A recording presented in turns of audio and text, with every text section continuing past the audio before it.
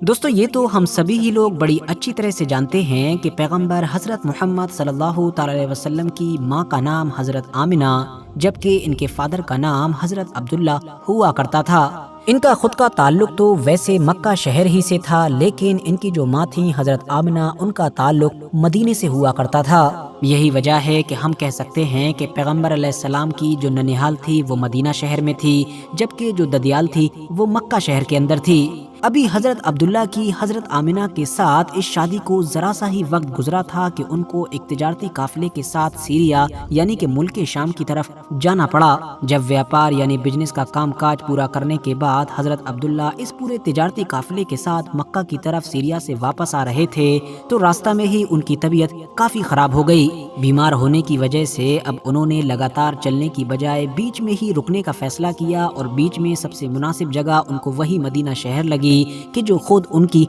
ससुराल हुआ करता था। जिस काफिले के साथ हजरत अब्दुल्ला को मक्का तक वापस पहुंचना था, जब वो काफिला बिना हजरत अब्दुल्ला के मक्का पहुंचा तो उसने जाकर उनके वालिद यानी कि हजरत अब्दुल मुत्तलिब और उनकी प्रेग्नेंट वाइफ यानी कि हजरत आमिना को ये खबर दी कि हजरत अब्दुल्ला काफी बीमार हो गए थे, जिसकी वजह से उनको रास्ते में मदीना शहर में ही रुकना पड़ा। ये सुनकर हजरत अब्दुल मुत्तलिब ने फौरन ही अपने बड़े बेटे अल हारिस को मदीना की तरफ रवाना किया और उनको ये हुक्म दिया कि जब तक वो ज्यादा बीमार रहें तब तक तुम उनकी देखभाल करो और अगर थोड़ी सी भी तबीयत ठीक हो तो उनको लेकर मक्का की तरफ आओ। लेकिन अल हारिस मदीना पहुंच पाते उससे पहले ही हजरत अब्दुल्ला का इंतकाल हो चुका था और इंतकाल के बाद उनकी ससुराल वालों ने उनको मदीना शहर में ही दफना दिया था। अल हारिस ने मक्का वापस आकर हजरत अब्दुल्ला से जुड़ी हुई जब ये अफसोसनाक खबर उनकी फैमिली को दी तो उस वक्त हजरत मोहम्मद सल्लल्लाहु अलैहि वसल्लम अपनी माँ के पेट में मौजूद थे। हिस्टोरियंस मानते हैं कि अपनी वफात के वक्त हजरत अब्दुल्ला की उम्र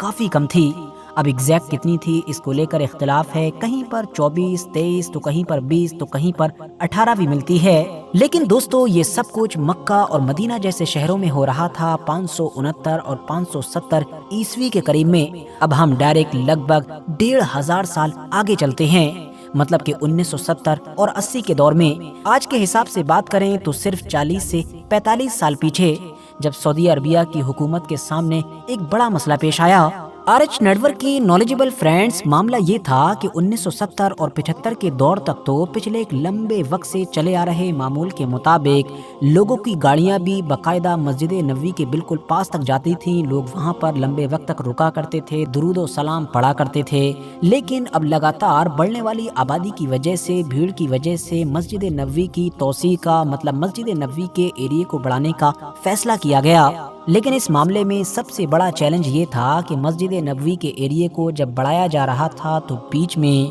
नबी अलैहिस्सलाम के फादर यानी कि हजरत अब्दुल्ला की कब्र मौजूद थी। सोच विचार के बाद ये फैसला किया गया कि इनकी इस कब्र को यहाँ से हटाया जाएगा और दूसरी जगह पर ट्रांसफर किया जाएगा। 1978 में फाइनली इनकी कब्र कुशाई के इस काम को अंजाम दिया गया और हैरानी की बात ये है कि उस वक्त इनकी वफात को लगभग 1400 साल गुजर चुके थे। अब क्योंकि ये नबी अलैहिस्सलाम के वालिद हैं और इस्लामिक हिस्ट्री के हिसाब से बहुत ही अहम पर्सनैलिटी हैं, तो जाहिर है चैलेंज ये भी था कि इनकी कब्र कुशाई करेगा कौन, इतना हिम्मत भरा काम कौन करेगा। जिस पर बाद में ये फैसला लिया गया कि किसी आम इंसान की बजाय इनकी ये जो कब्र एक जगह से दूसरी जगह ट्रांसफ़र की जाएगी, इस काम को उन लोगों के ज़रिए से अंजाम दिया जाएगा कि जो पिछली कई सदियों से नस्ल दर नस्ल रोज़े रसूल की सफाई करते आ रहे हैं, जिनका ताल्लुक मशहूर सहाबी हज़रत बिलाल हबशी की नस्ल से है। लेकिन दोस्तों फिर इस दौरान जिस तरह का मंजर वहाँ पर देखा गया वो यकीनी तौर पर सभी लोगों के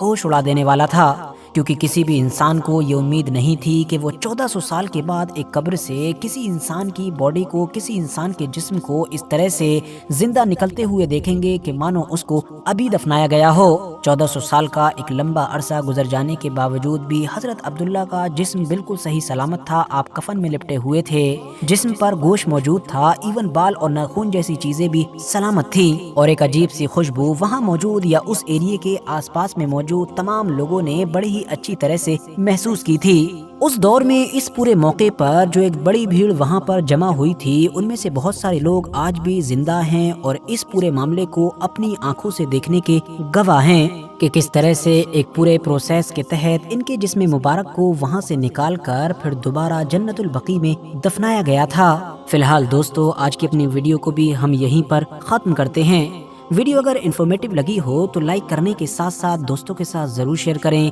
اور ایسے ہی نالجبل اور ہسٹوریکل ویڈیوز ہمیشہ دیکھنے کے لیے ہمارے اس چینل کو سبسکرائب کرنے کے ساتھ ساتھ بیل آئیکن کو ضرور پریس کریں۔